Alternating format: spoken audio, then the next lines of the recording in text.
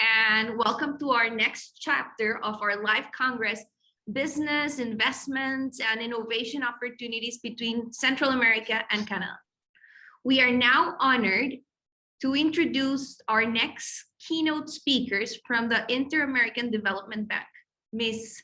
Marta Ruiz-Arranz, the Regional Economic Advisor, and Mr. Jaime Granados, the Head of the Integration Division.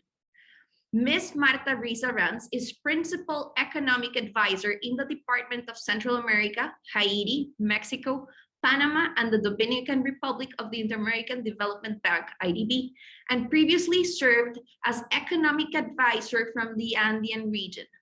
Que fue asesora para la región andina. Before joining the IDB in 2015, Ms. Ruiz-Arranz worked at the International Monetary Fund for 12 years, where she was Deputy Division Chief in the Fiscal Affairs Department. Ms. Ruiz-Arranz received her PhD in economics from Harvard University. On the other hand, Mr. Granados works for the bank since 1998. He supervises the generation, execution, and monitoring of trade, investment, and integration operations in Latin America and the Caribbean.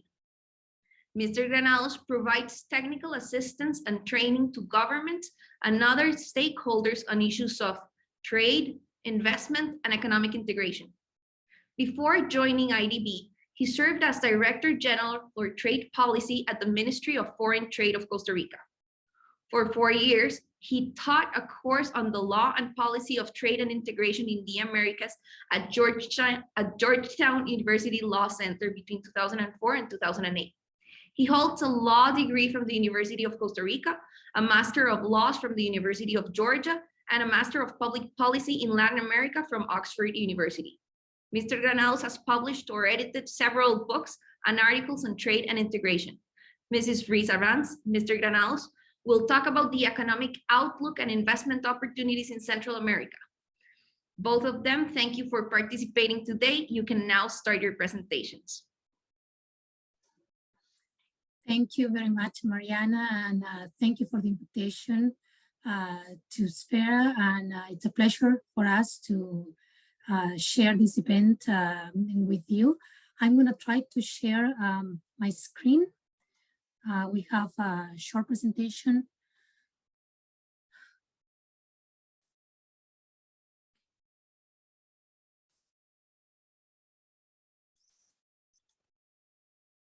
Let me know if you can see it. Perfect. It looks just fine. Perfect. Okay, so as Mariana mentioned, we are going to talk about the economic outlook for the Central American region and investment opportunities. So as economic advisor for this region at the IDB, I would focus on the first part of the presentation, and then Jaime Granados, who is the division chief of the sector of integration, will talk more about what we are seeing in terms of reconfiguration of global value chain, what are the opportunities for the region, and what are the actions and obstacles to overcome to take advantage of these investment opportunities. So let me start talking about how we are seeing the economic recovery proceeding in the region. We saw that the region had a big economic impact. The crisis had a big, the pandemic had a big economic impact last year. For the region as a whole was no different than for the average of Latin America, but it was very heterogeneous across countries. So we had countries like Panama with a huge contraction in economic activity, and then other countries like Guatemala with a very shallow economic contraction. So we are seeing the recovery similarly uneven across countries, very heterogeneous. Guatemala, as you can see in the graph on the left, already reached the levels of economic activity pre-pandemic last year, more than a year ago, while other countries such as Panama is not there yet. So the economic activity has not recovered pre-pandemic levels.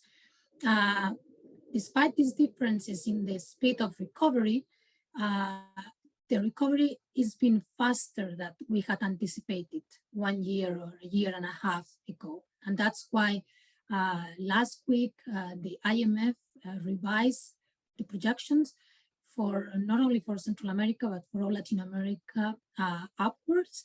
That's what you see in the middle chart. We see growth of around 12% for Panama this year and 3.9% in Costa Rica. What this means is that in terms of the level of GDP and GDP per capita is that most countries in Central America will reach the level of GDP that they had pre-pandemic sometime between this year and next year, except possibly Panama, that where it will take longer. Now, having said this, I would like to make some reflections. I mean, the recovery going forward and will depend on several factors, and in particular, one is the speed of vaccination. We've seen 3 of these countries, the vaccination is proceeding very well, in Panama, in Costa Rica, and El Salvador, with almost 70% of the population with at least 1 dose of the vaccine. But there, the other 3 countries are lagging behind, particularly Nicaragua. So this will have a bearing on what the recovery going forward, as well as other factors that I would like to emphasize. I'm happy to elaborate if there are questions later on. But we see fiscal risks, the level of public debt that are very high in all these countries, and there will be, except Guatemala, and there will be a need to consolidate going forward. There are risks associated to inflationary pressures. We've seen them mostly in other countries in Latin America, not yet in Central America, but there is a risk going forward, as well as increasing financial volatility and external outlook. So the way these countries manage not only the pandemic and the vaccination, but the risks in terms of changing external environment will be key. And also how they take advantage of key opportunities resulting from this pandemic. And this is what we are going to focus on this conversation, how they could take advantage of this reconfiguration of global value change. But moving forward on this part of the presentation, I also want to mention that the economic recovery has been also uneven, not only across countries, but across sectors. These graphs show for each country the GDP growth in the first half of this year compared to the same period in 2019, so the pre-pandemic period. And you see that there are green bars that reflect positive growth rates and red bars that reflect negative growth rates in some sectors. So it's not a broad-based recovery, it's a very narrow-based, specific to some sectors recovery. And the most striking country is Panama, where most of the sectors still are in contraction relative to pre-pandemic levels. And almost the only sector that is driving growth in Panama is now the mining sector, thanks to the copper mine that opened operation last year. In other countries, you can see Costa Rica and Guatemala, Nicaragua, all sectors related to tourism are still in contraction mode. They are in Costa Rica, for example, is more than 40% down relative to pre-pandemic period. There are positive news on the manufacturing sector, in financial sectors, and in construction sectors in some countries. Now, what we are seeing is that is external demand, international trade, that is the main driver of the economic recovery. On the chart on the left-hand side, you can see cumulative exports of goods from January to August this year compared to the same period in 2019 and 2020. So you can see that exports have already exceeded the levels that we observed in 2019, which is very good news. So the dynamism of the US, which is the main trading partner currently of Central America, is helping, but also the external demand of Europe and other advanced economies. As you may know, export destinations of exports in Central America are around 1/3 in the US, 30%, another 30% of the exports are directed to the rest of the region, almost 14% to Europe, and Canada, you can see, is receive 1.3% of the exports of Central America nowadays. What are the products and services that Central America export? Around 40% are services, mostly tourism and ICT. Then a bit less than a quarter of total exports are agricultural products, mostly bananas, coffee, and sugar. And then the main manufacturing product are textiles.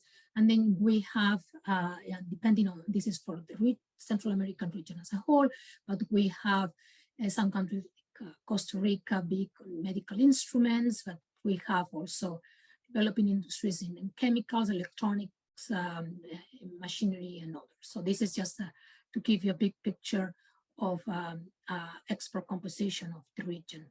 Now, in terms of foreign direct investment, what is happening? So we are observing the graph on the left-hand side, which shows you FDI by country for the first quarter of each year to make it comparable, to see what relative to the first quarter of this year.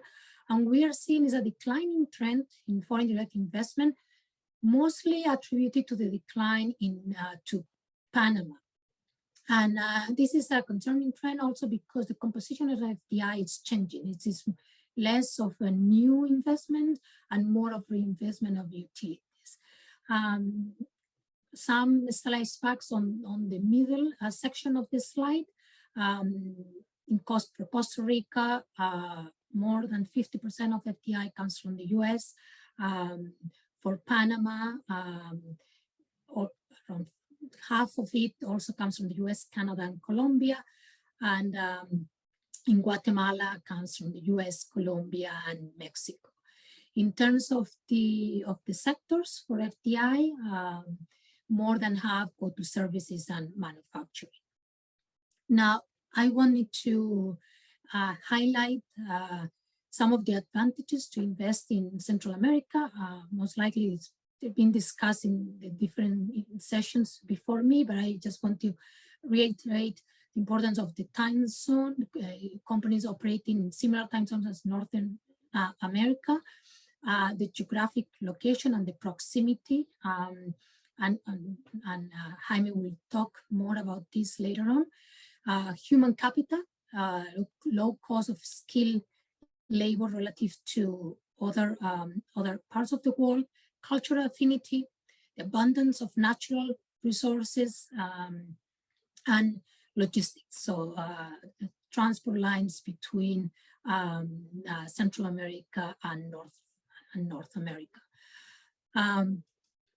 Now, we know that Central America is not have taken advantage, or it's not fully integrated to global value chains or to the same extent than other regions of the world.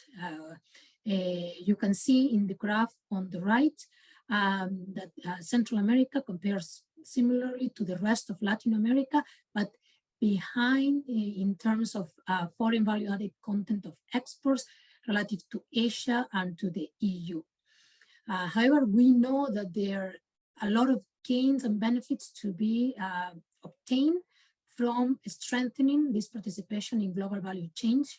Our estimates suggest that an increase in 10% in that participation in global value chains could lead to an increase in productivity, an increase in GDP per capita between 11 and 14%.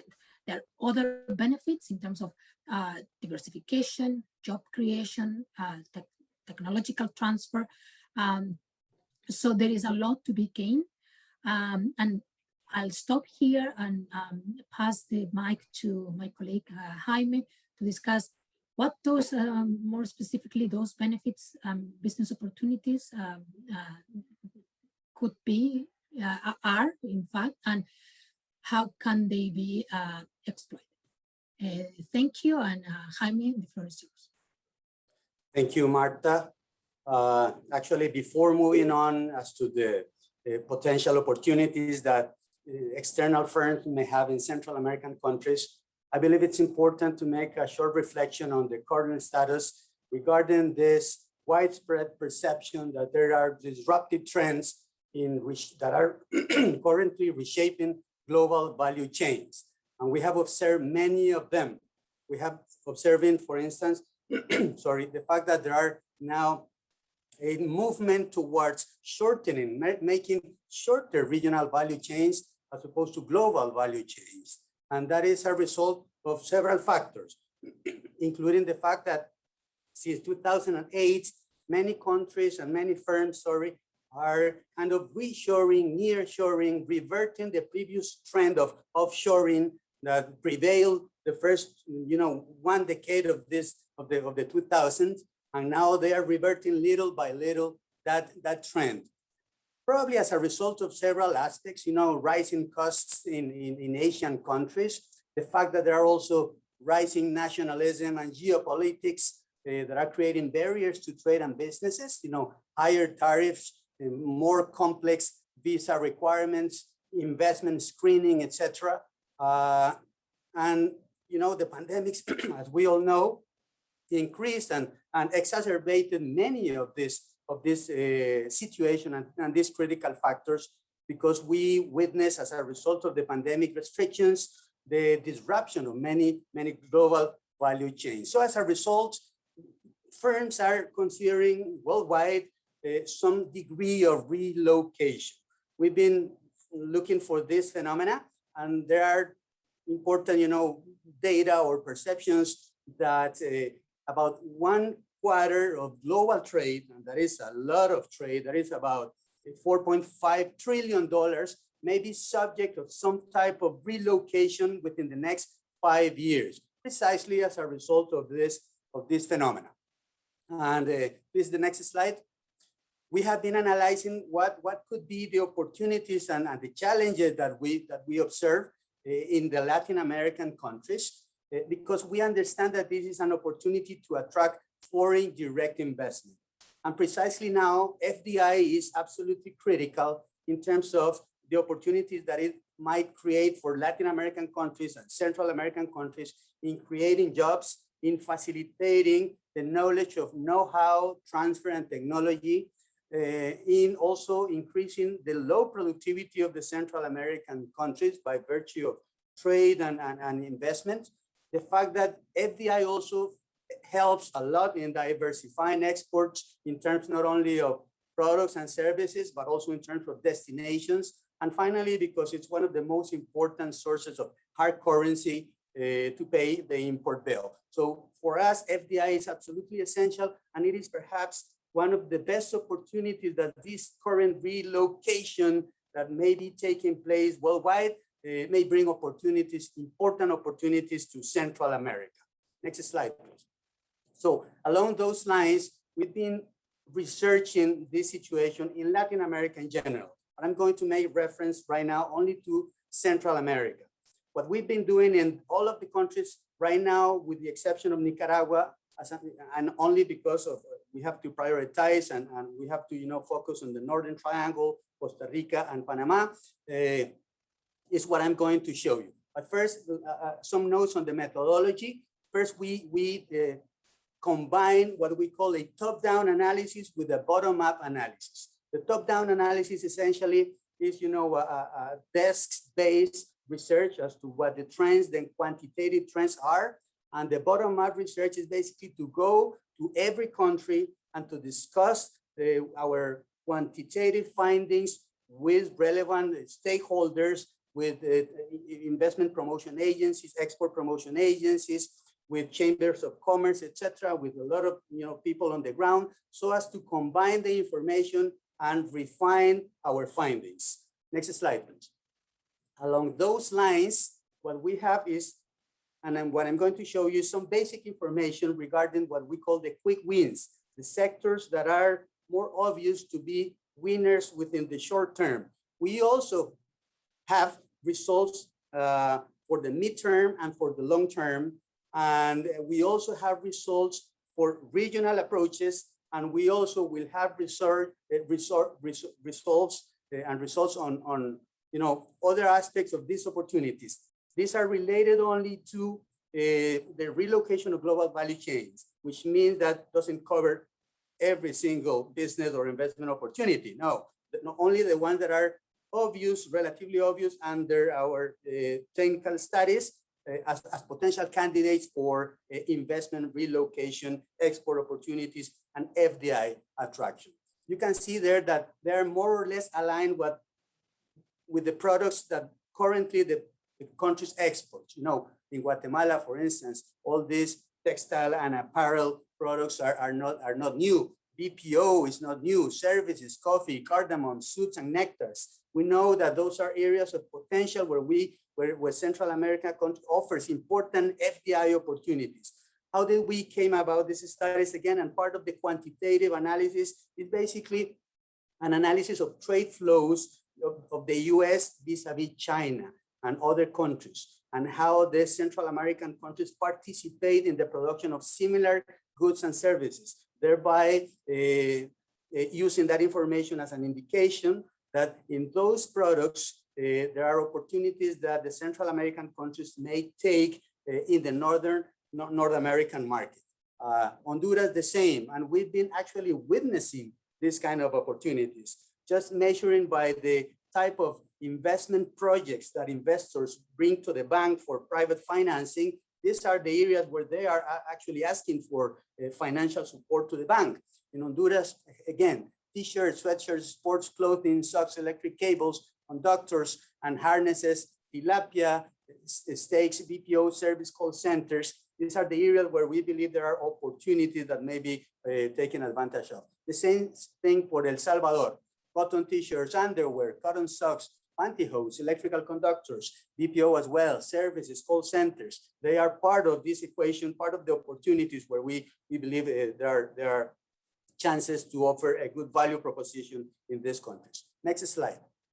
Then in Costa Rica and in Panama, we are also observing the following sectors: medical devices, for obvious reasons, we know how it works over there, catheters, prostheses, pressure guides, neuromodulation devices. I don't know what those means, but those are areas of interest that countries would like to, companies would like to have a look into. IT, of course, and computing services. And in the case of Panama, plastic manufacturers, frozen shrimp and other seafood, fish flour, vegetable oils, and animal foodstuffs. So these are areas in general where we believe we can find interesting spots for FDI opportunities. However, let's see the last slide.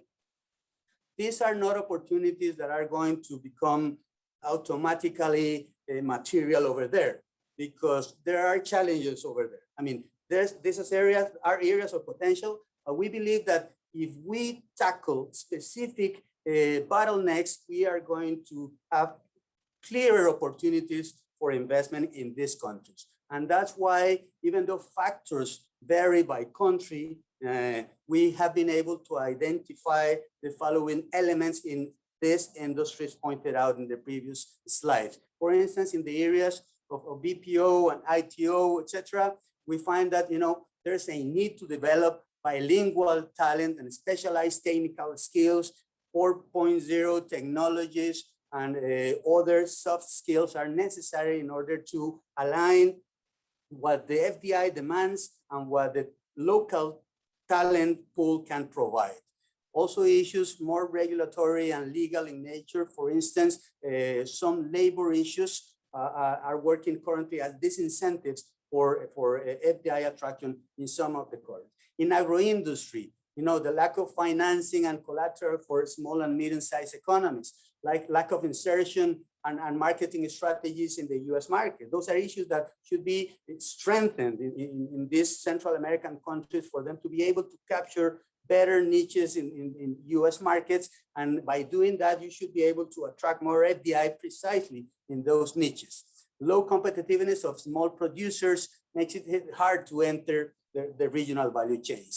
In the areas of pharma and cosmetics, the approval process for export products are lengthy and costly. Let us recall that all of the plans and the processes for pharma products should be approved by FDA, but by European regulatory agencies, etc. So there's a need to streamline those processes and make it more dynamic so that countries can move quickly into PPE and other urgent issues. In fact, this is a big opportunity now that it's been perceived here in Washington, DC and in Brussels, for instance, that there's such a heavy reliance and dependency on the provision of pharma goods from Asian sources, from India and China, that it becomes a regional and a national serious vulnerability. So there's a good potential to supply those goods from other countries which are nearby.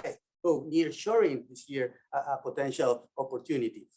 Textiles and apparel, of course, but we know there are restrictive rules of origin in some of the trade agreements, and we need also to focus more on developing talent and on incentivizing the production of synthetic yarn, because right now the production is limited and the investment is limited, even though we are now investing or financing investments of US companies precisely on those specific niches of the textile and apparel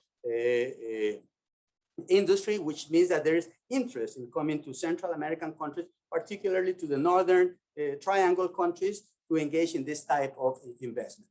And then some horizontal challenges that we all know. Again, they don't impact in equal measure in every country. We have to be very careful about that. I don't want to overgeneralize, but some of the issues are infrastructure, high logistic costs, which are very, very, critical in not only promoting FDI, but also trade, and also the complexity and the uncertainty of regulatory tax and customs framework do not help necessarily the cause of clear FDI.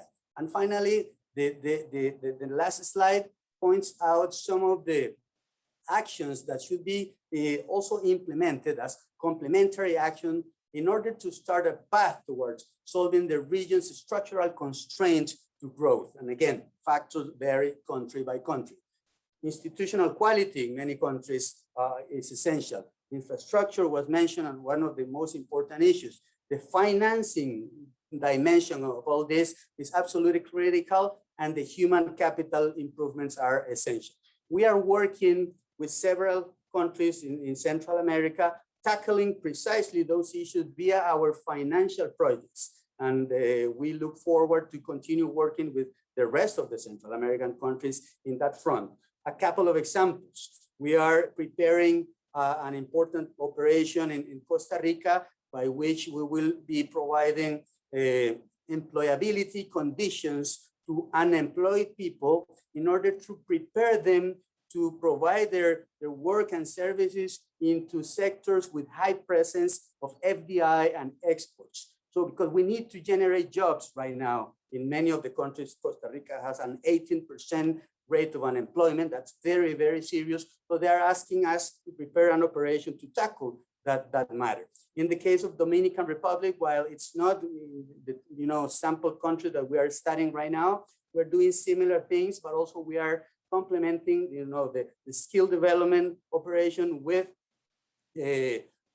productive linkages, with reduction of logistic costs, with the promotion of exports, global services and knowledge-based services. And that is the way to go.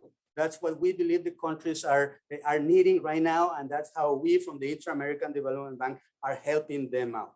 Hopefully this information will help Canadian investors take advantage of the opportunities, but also can help us in leveraging the kind of reforms that are needed. The bank advocates in favor of these reforms and these investments, but we also need the support from foreign investors in making the case for the urgency of this type of interventions. Thank you very much. Thank you, Ms. Thank you, Mr. Granels, as well. we have a lot of questions from the audience, some of which have been addressed by our speakers, but I'm just gonna summarize the ones I do not think were addressed in the presentation. Do you expect an impact on Central America and Panama due to the commercial confrontation between the US and China?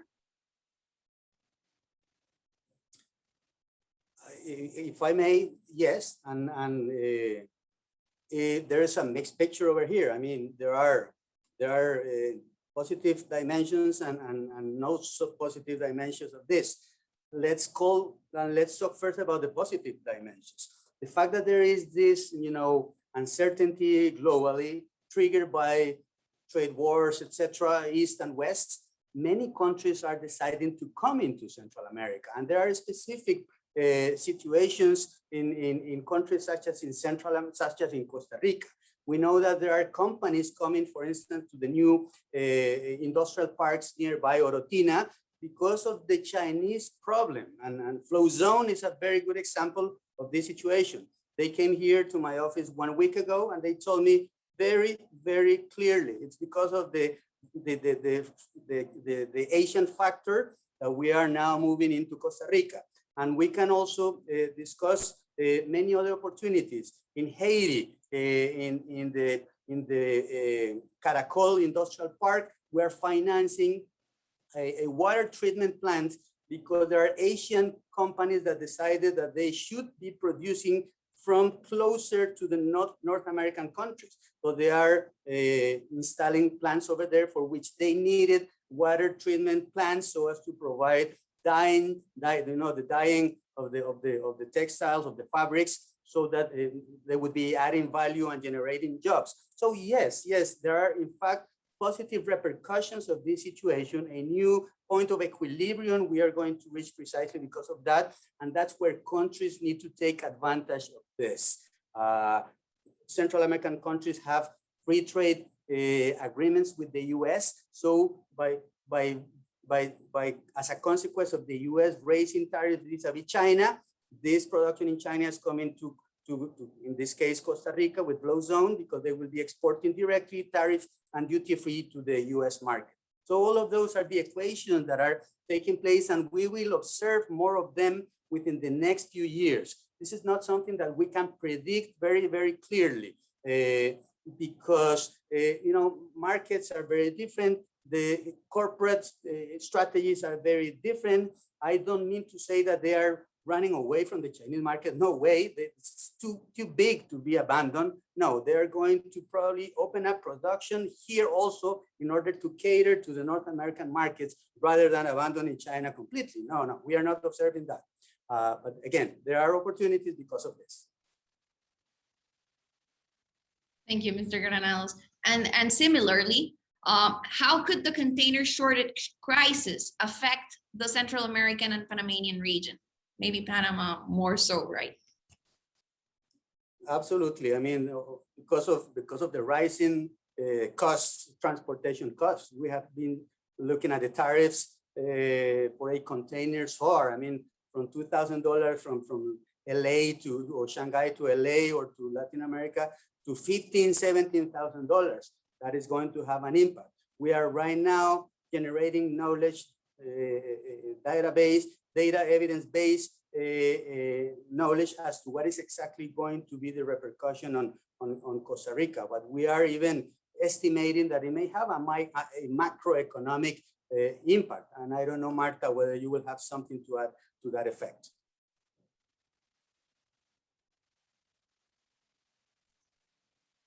No, nothing to add. I mean, I think the country that we are looking into at its early stage is what are the implications for Panama. So Panama was an interesting case. I mean, as I mentioned at the beginning, is the country that had the largest contraction last year. Economic activity fell by 17%. But it could have been much worse had the canal not been in operation. I mean, it was even a good year for canal, despite the first few months of the pandemic with low transit. it continued throughout the pandemic. It resumed operations, and it was a very good year for Panama. And it's now, I mean, you may have read in the news, the contributions of the canal to the Canal Authority to the fiscal revenues is significant. So what we are looking into now is how not only this, what we believe is going to be a temporary effect of the shortages of containers and disruptions of supply chain, but more generally, how that potential reconfiguration of global value chains is going to affect transit in the canal, and not only Panama, but the other ports in the region. So it goes beyond Central America, but we're thinking also ports in Colombia and in other countries, because it may have implications. But it's very early stage. Unfortunately, we don't have estimate, but it's something that it's worth looking into in more detail, how not only would affect investment opportunities and export opportunities, but also transit and the use of ports, and how that have spillover effects on different economies in the region through port activity. Thank you for your thorough answer to both of you. We have another question. It says, in past panels, we have discussed Bitcoin in Central America being approved as legal tender in El Salvador, and having other countries such as Costa Rica, Panama, and Honduras exploring the possibility of creating formal regulations for it. Can Bitcoin be a factor for economic growth in the region? Bitcoin or cryptocurrencies? Yeah, I'll take that. Well, as you know, so El Salvador is so the first and only country in the world so far that has accepted Bitcoin and as legal tender as a national currency, along with the dollar. It's, I think, early stages to assess the implications of that. I mean, I think both the ADB and also the IMF, and I think they are in a better position to discuss this. We are analyzing very carefully the risks of this adoption of Bitcoin as legal currency, and trying to help the authorities mitigate potential risks. And I mean risks regarding financial stability. I mean, as you know, the price of Bitcoin fluctuates dramatically, and this has implications of what it means for the wealth of the person, of the people holding Bitcoins. I mean, going back to the basics of economics, of what are the functions of money. One is the store of value. So you don't want your currency to drop value significantly from overnight, because that will have huge implications, balance sheet implications for households and firms, etc. There are other considerations about the readiness of the financial sector and to adopt this, and what it means for means of payment. So they're both regulatory and also other considerations that we are analyzing, and whether in order to come to a conclusion whether this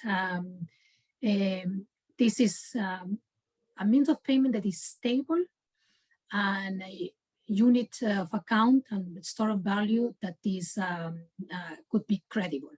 So at this stage, I think we would not be, I mean, IDB or IMF would be in a position to encourage other countries to adopt Bitcoin as legal currency. I think at this point we see more risks than benefits. I mean, I must say that one of the arguments for the Bukele administration to promote the use of Bitcoin is to reduce the cost of remittances. You know, almost more than a quarter of the GDP in El Salvador depends on remittances. But love to say that the cost of remittances from the US to El Salvador are one of the lowest, I mean, in the world. I mean, it could be as low as 1-2% of the amount. So they are significant.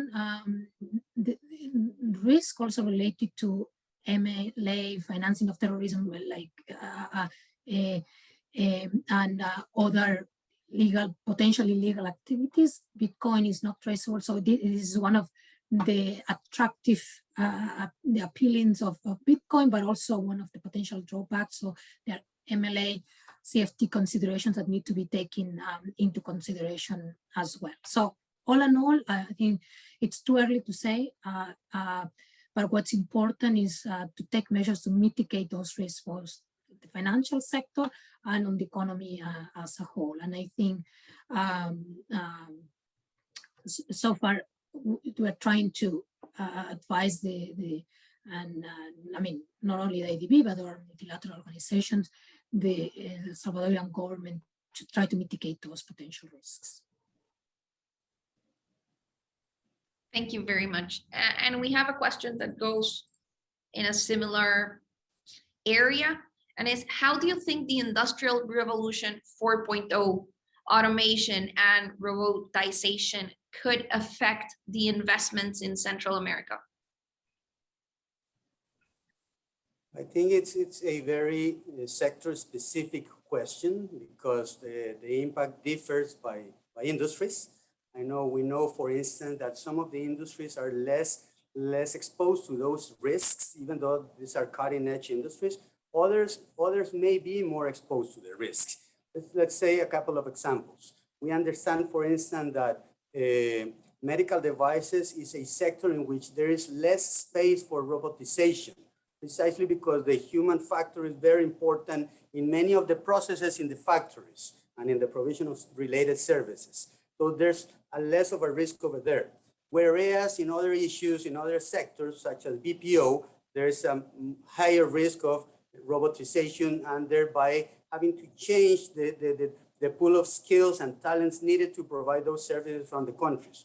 Now, so the big question is, what do we do? Because in some countries, we rely a lot on providing jobs via BPO. In that case, yes, there's a challenge, and this is something that we have to address. It may not imply that the companies, the BPO providing companies doing, investments in Central America may want to abandon immediately. But the issue here would be that probably they would like to provide the same services, robotized services, still from the same countries, from the same Central American countries or from other developing countries.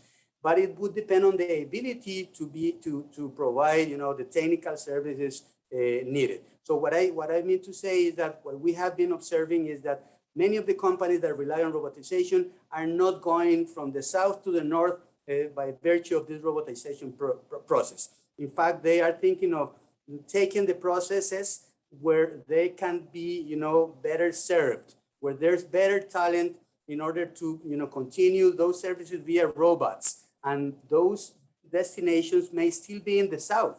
So there are, again, opportunities over there. And it's up to us, it's up to the countries along pretty much the lines that I pointed out a few minutes ago, that we need to develop the talents in order to cope with those transformations. The task is before the countries. As a bank, we are looking forward to helping them in that kind of work.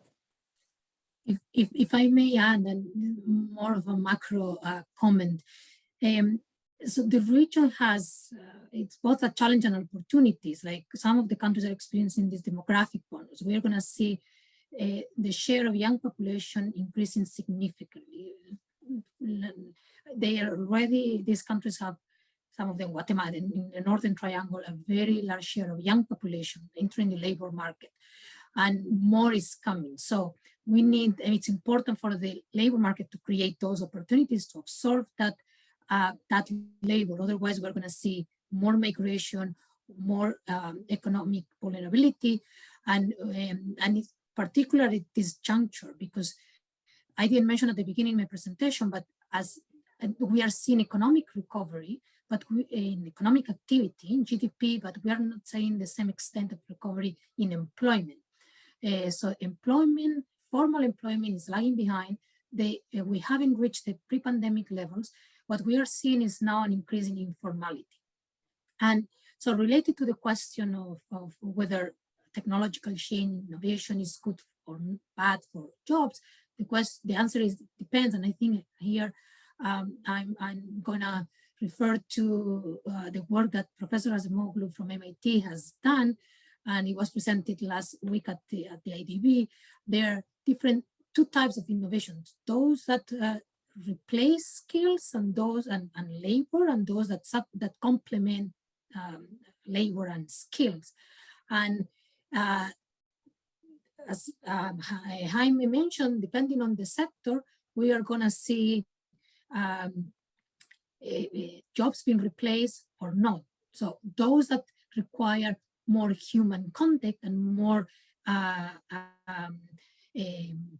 educational content will be protected. So I think one of the challenges of the region, and it was in this last slide from Jaime, is this human capital component. I think this is a huge barrier in the region to create more educated labor force and more attuned to those skills that are necessary in those sectors that are not likely to be replaced by automatization or new technologies. So I think this is one challenge of the region, that the region needs to pay attention to tailor those, also the education system and the training on the job to those skills that will be required in the future. So, but it's a pending task. Wonderful, thank you very much. Unfortunately for us, the law sector, considering smart contracts, probably we will be replaced. Can you please give us your opinion on how South American countries compete with the Central American region when attracting foreign investment? It's a very different scenario. I mean, geography and the supply of different resources and the different endowments make a difference over here. And I guess the comparison will have to be on a country by country basis rather than on a region to region basis. I mean, we all know that, for instance, when Intel wanted to come to Costa Rica, Chile was also vying for the attraction of the company over there. It could have attracted the company to Chile. However, Intel Cinde did the job very well and was able to capture that opportunity and bring it to Costa Rica.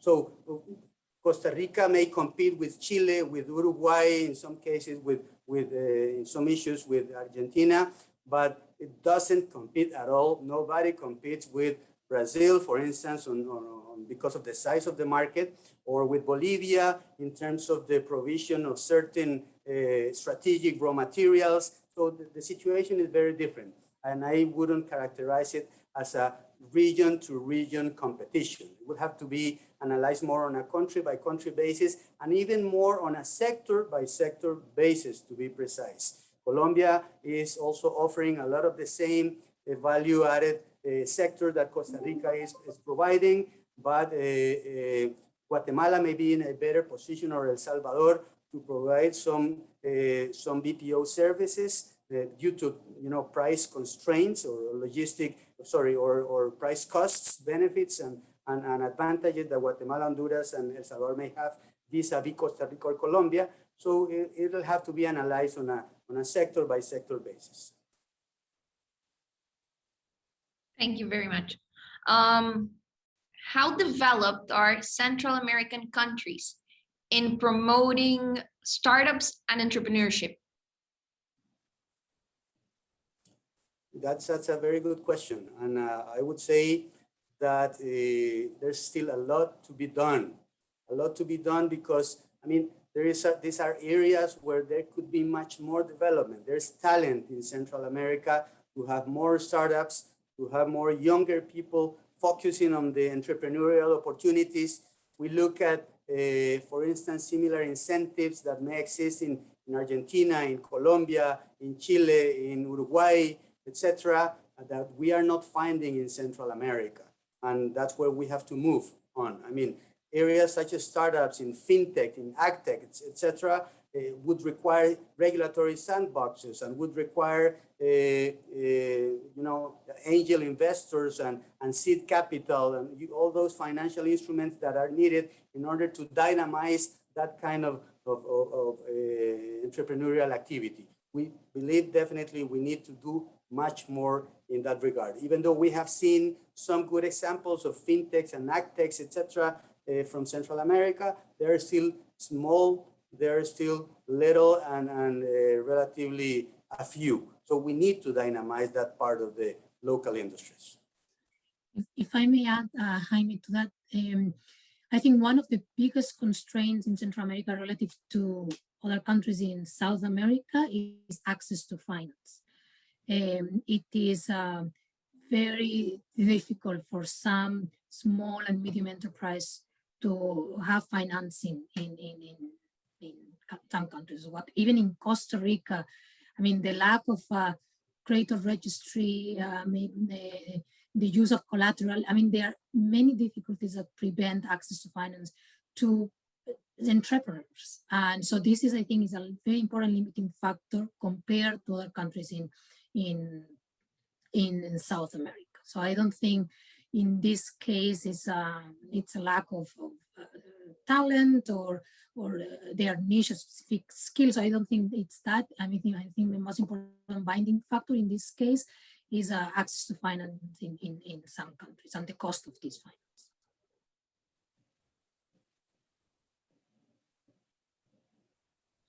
Thank you very much. And now last question. I'm sorry for having you bombarded with all these many questions from the audience. How do you think the minimum corporate global tax could impact the region? That's a very good question. I mean, and the short answer is that we still don't know, and we are looking into that very keenly, because there could be opportunities, there could be threats over there. We don't know what's going to happen. I mean, for instance, we know that many of the special regimes, such as zonas francas, provide tax-free incentives, and this may, the fact that the tax may have to be raised to 15% could be music for the Minister of Finance, but we don't know what the companies are going to decide in terms of whether the country is equally appealing and attractive.